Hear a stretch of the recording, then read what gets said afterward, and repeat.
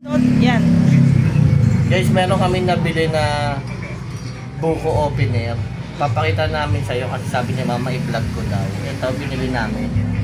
49 pesos para makuha niyo yung sabaw ng buko. 82 na siya eh.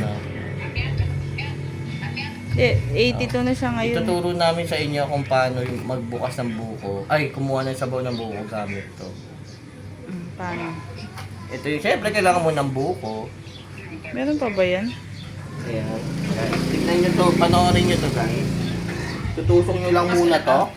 Tutusok yan guys. So, ito yung tapos tutusok nyo lang to.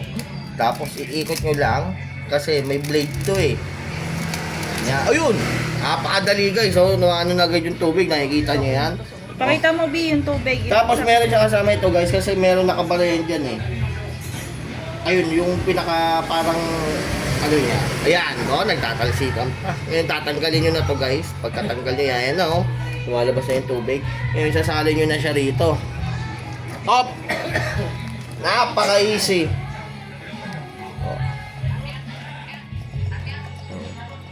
Umiihi yung buko. Mas madali tapos, syempre kailangan na itak para makuha yung laman niya. Ayun na, Ito yun na na yung yung ginang. second part. Ayun na, yun na yung second part. Ang magbubuko. Yun lang guys. At bumili na kayo nito kung meron kayong bukuhan. At meron po part 3, taga-kayod ng buko. Oo. Yan, part 1, part 2, part 3.